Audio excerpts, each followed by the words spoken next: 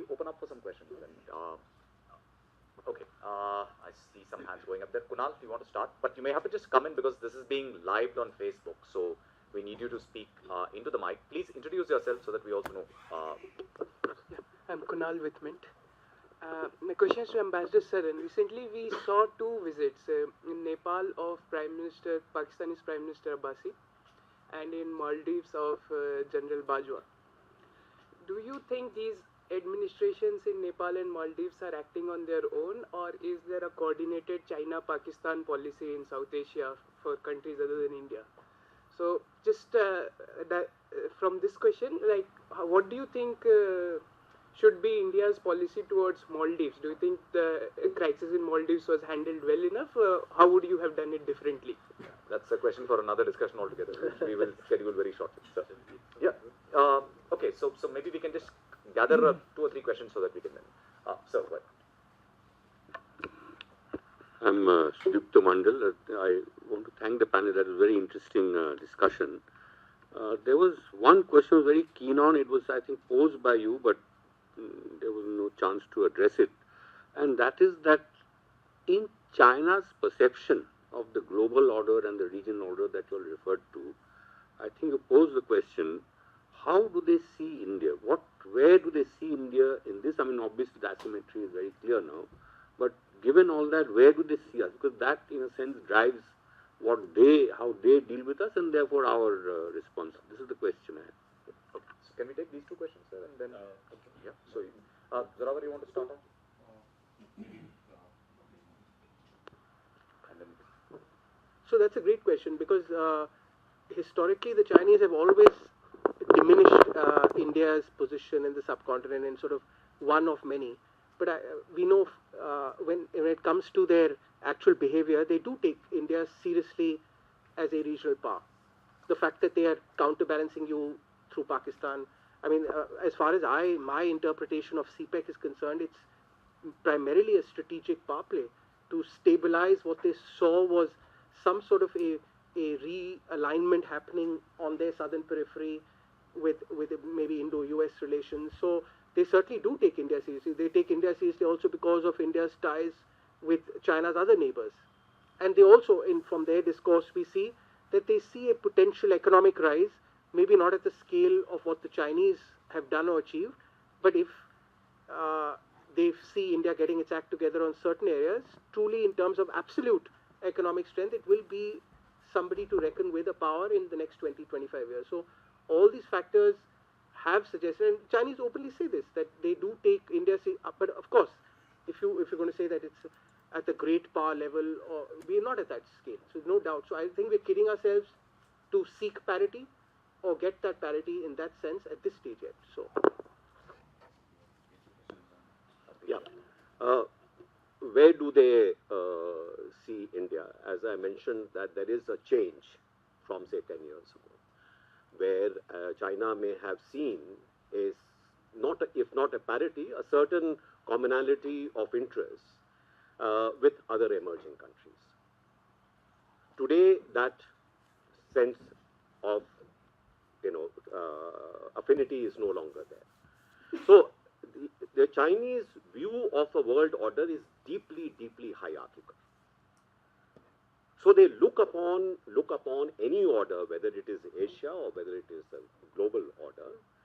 They see the hierarchy being actually a very important characteristic of stability in that order. That is, multipolarity may have been a slogan in an earlier period. Today, multipolarity is not something that China would like to see. So it is in that hierarchy that you have to fit. So if you are looking at from the Chinese point of view, what you need to understand is you should know your place. I'm not saying this in a disparaging way, but everyone should know what his place is in this order. And if India tries to be more than where its place in this order, as seen by China, is, this is what causes problems. So I think we have to understand that hierarchy. Now, the problem is that even though there is asymmetry, should we be looking for parity? I think if you look at the Chinese historical experience, they have never accepted, despite the fact that there may have been a huge gap in the GDP between China and, say, the United States. Did it say that our place is at the bottom of the pie? No. But yes, China did make a huge effort and a effort to actually address that asymmetry. So it is not that my argument has always been that this asymmetry is not a permanent condition, and I think India should not accept that this is a permanent condition. It is perfectly legitimate on the part of India to aspire to actually addressing that asymmetry, and China's own experience shows that you can address this asymmetry. You have all the assets which you need in order to address this asymmetry. So this is maybe a little nuance here. I'm not saying that we should be we should not be realistic in terms of acknowledging that there is that asymmetry, but I think we should also not accept that this is a kind of a permanent condition. In a sense, that's what the Chinese also did, right? I mean, exactly. Exactly. So how you go about it is a different matter, but I would. I mean, this is maybe a value judgment, but I, as an Indian, would not like to accept that this is a permanent, that we have to reconcile to a permanent inferiority vis-a-vis China in power terms. And power terms not only just military, as I said. I mean, it's a much more comprehensive aspect that we are looking at. Now, with respect to what is happening in our neighborhood, I think again it is symptomatic of China's belief that the power that it has been able to accumulate, it is entitled to a larger profile in the neighborhood, including in South Asia. So this is a reality that again you need to be able to confront. Is there a sort of a common strategy between China and Pakistan with respect to the neighborhood? Well, in some ways, yes. In other ways, maybe China does not even need Pakistani support. I mean, it's more the other way around.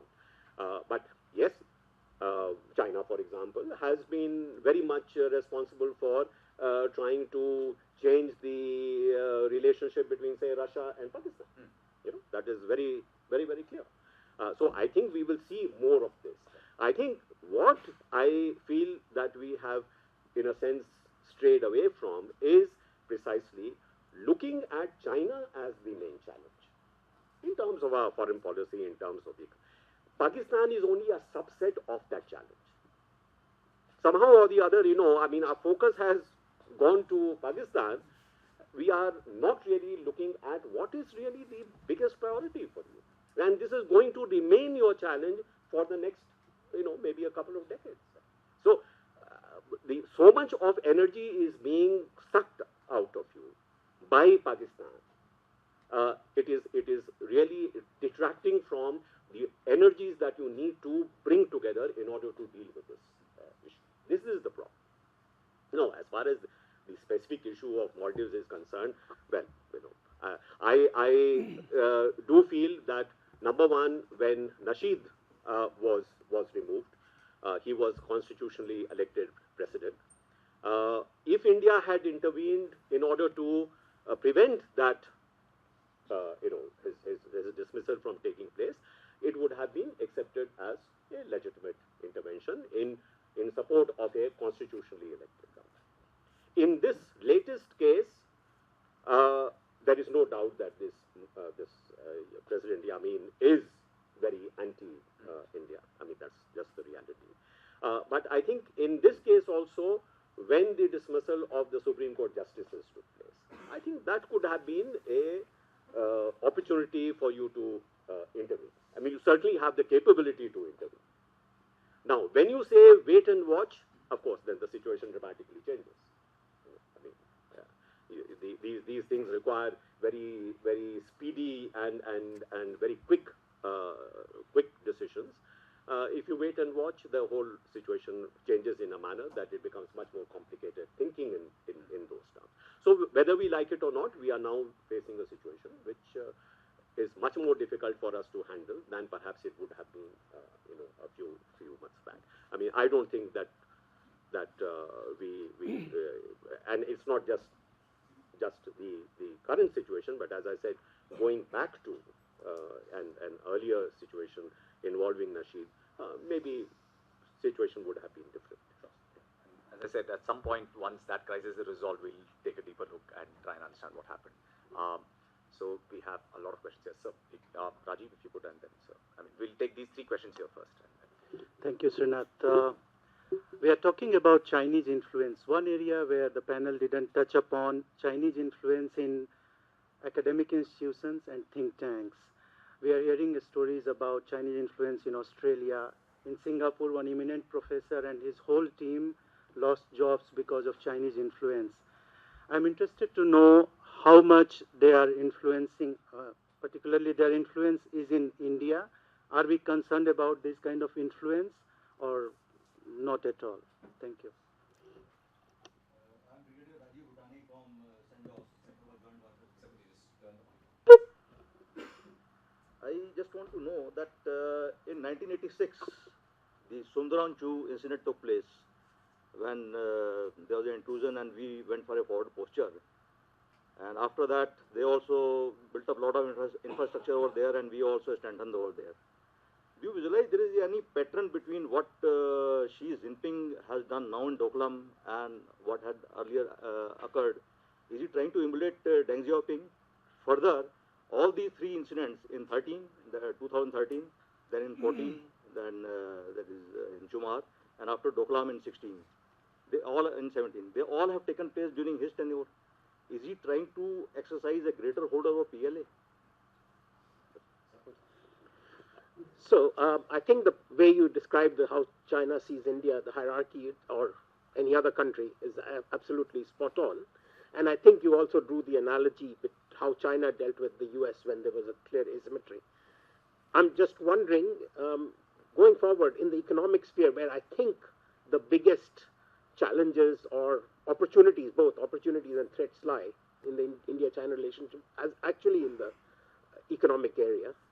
So what do you think there are any lessons how the Chinese, for example, dealt with the US at a time where there had no false illusions about congruence of interests, but one of the things, at least I remember from that time, was the Chinese were very clear that there may be asymmetry in the, let's say, GDP or economic might today, but that doesn't make us lesser people or inferior nation, and we need to compensate for that bargaining power, in ways, and I think they've succeeded in it. If you remember at that time, it was the American businesses, even at that time, who were, on the one hand, clamoring to go there, but finding the terms of, the relationship.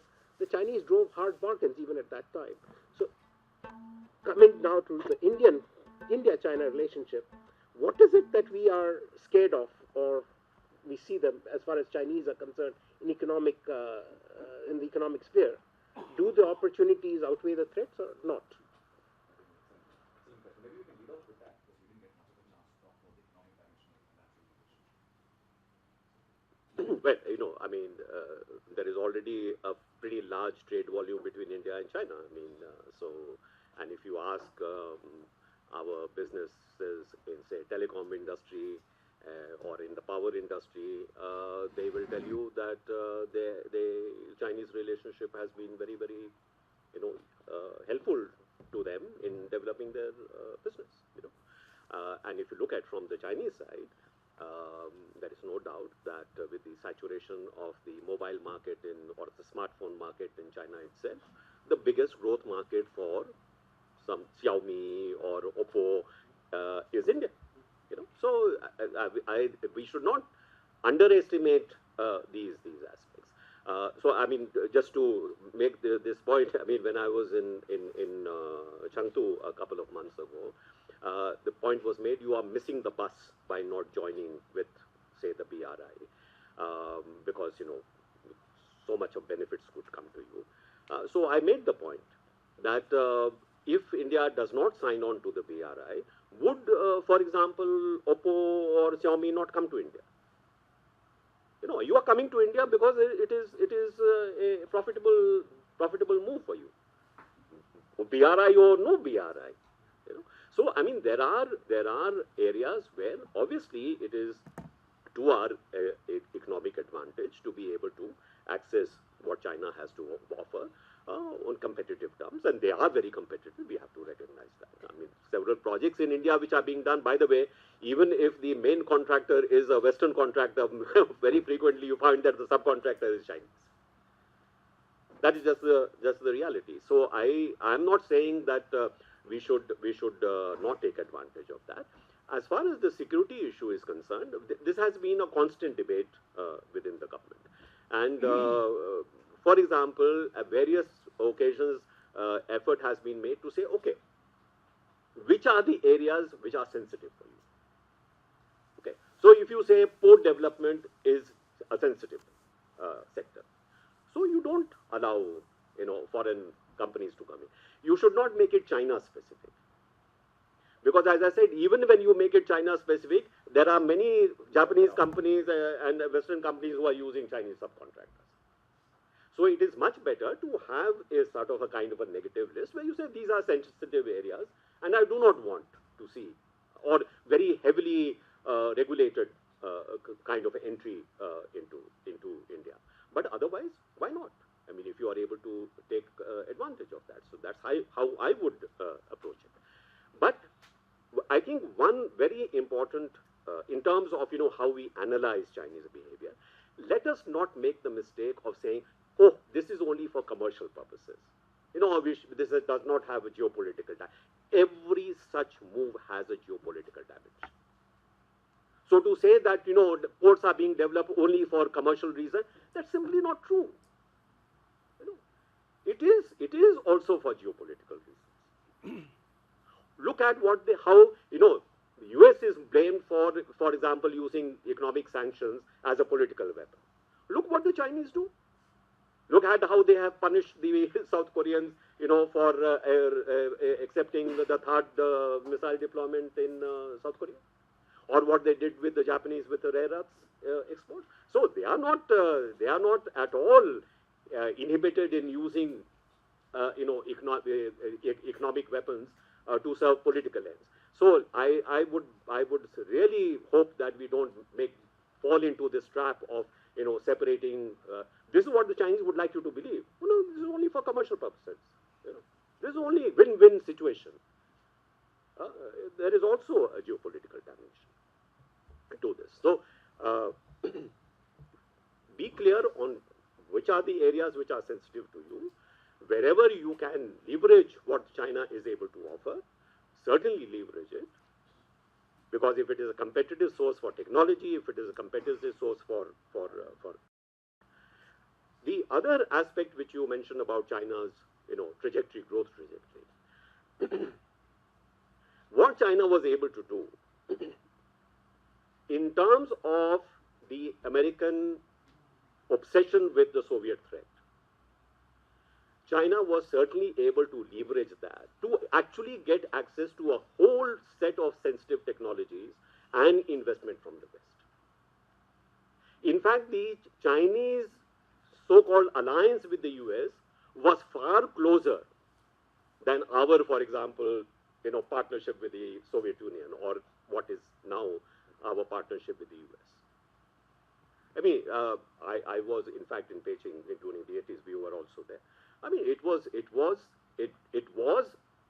for all practical purposes a very, very solid, security alliance, which is what led China to get access to not only investment but also a whole range of technologies.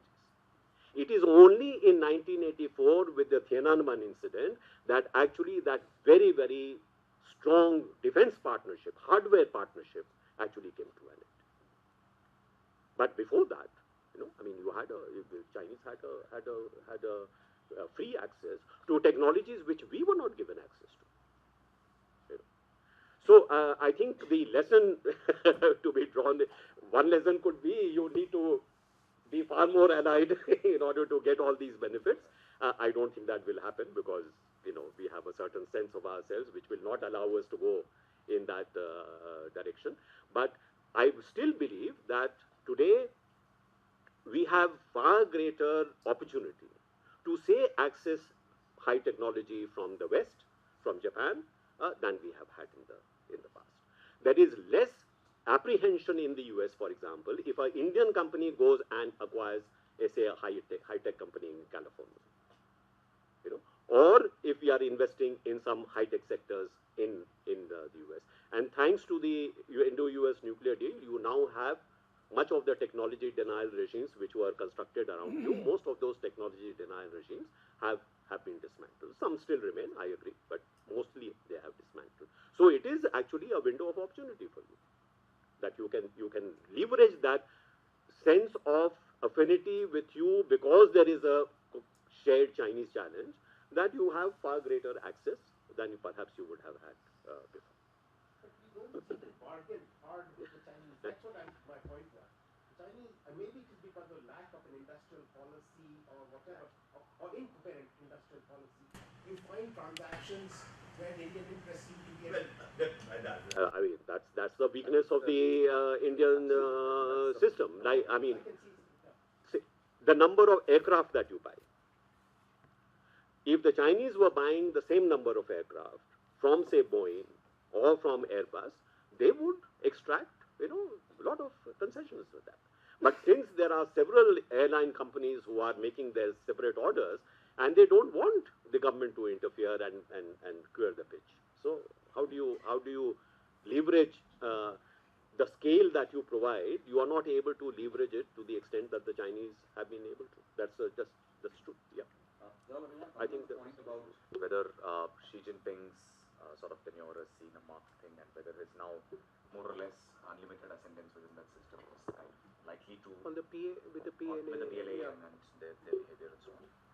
So there's certainly one line of thinking where a lot of what we see, not a lot, but certainly on the frontiers, that the PLA is not fully in the loop of what your national foreign policy towards South Asia, and I think some of the reshuffling we saw after Doklam, it happened, and so you do get a sense that there is certainly a restoration of the chain of command, and I think that for the most part they've succeeded. I think other point was analogies between 86 and Doklam. Is that? I think different contexts, different motivations. Here, the Chinese, I think ambassadors are absolutely right. They didn't expect the Indian side to leap into, because I think they were shocked to see Indians firstly crossing what they regard was purely a bilateral disputed area. And why they did that in the first place was, now there are two arguments, that if it's not a breakdown in chain of command, but let's say you had an overzealous PLA not fully in the loop of what national policy is, or that this was actually a manifestation of a complete breakdown in your relationship with the Indians, and they actually wanted to sort of test it out and show and send a stronger message. So, no, there have been instances where, What happened in some cases, there have been some, there has been a reshuffle in. Yeah. Yeah, sure. I think two things. One, what happened with Sundarong True, you must remember that at that time, China was just in the very initial phases of addressing its border infrastructure. So capabilities that China had along the border were still quite symmetrical to capabilities which we had. But there also, don't forget that what Sundarji did by moving up the troops to the ridge was also a surprise to them, because they did not. I think they did not expect that this would happen. So sometimes they do not always make the right assessment. I mean, we seem to think that they are great master strategists and never set a foot wrong. That's simply not true. But here the situation with respect to what happened in Depsang or what happened in Chumar is different precisely because the capabilities that the Chinese have now put in place makes it possible for them to do what they have been able to do without you having the necessary capacity to actually confront this in an effective way. That's unfortunately the reality. So, as I said, I mean, I'm happy that we are trying to catch up with respect to building up the border infrastructure, but there will just be, to my mind, many more instances of this kind, not because there is a malevolent intention behind it from either side, but sometimes, again, because of the sheer number of occasions that you will actually be running into one another. So, do you want to just address that one last question about other forms of Chinese influence, into sort of think tanks, institutions? Obviously, may not be that prominent in India, but seems to be a broader concern with countries with whom we're trying to work. Well, I see, I was recently in Australia, and I see a huge amount of concern there as to what China has been able to do in terms of penetrating not just the Chinese communities there, but also, the political class in Australia. And this is something which is apparent in virtually all Western countries. The one country which has been very careful not to allow this to happen is, in fact, Japan. You do not find this kind of penetration in Japan, because Japan, for some reason, has been far more careful in this respect. But do not think that there isn't an attempt to influence public opinion here in India. They certainly invest a great deal in trying to influence public opinion in India, and this will continue because they are able to offer trips to China. They are able to offer other benefits, so people do get tempted. This is something that we need to address. The one thing which we do not have as a risk is a Chinese community, overseas Chinese community. And there are very few left. But in places like Australia, it is a very prominent community. Or what you saw, for example, in the Philippines, in the election of Duterte. Essentially, his election was financed by the Chinese, Filipino Chinese business community, which is very, very rich and influential. So we'll see more of that. The earlier policy of telling the Chinese communities abroad, be loyal to your country, serve as bridge of friendship between China and those countries. Now it is, you are actually, the descendants of the Qin emperor, and you belong to this great Chinese family, and you have responsibility towards your motherland. That's a very different way of actually approaching this. Well, there are more questions, but I'm afraid we are out of time. So I'll request those of you who have some questions to take it offline with our speakers. But thank you, Ambassador Saran and Zorawar, for what's been a very wide-ranging but also a very insightful conversation. And thank you all for being here today. And as I said, we'll look forward to sort of doing more of these and having both our speakers back with us at some point. Thank you.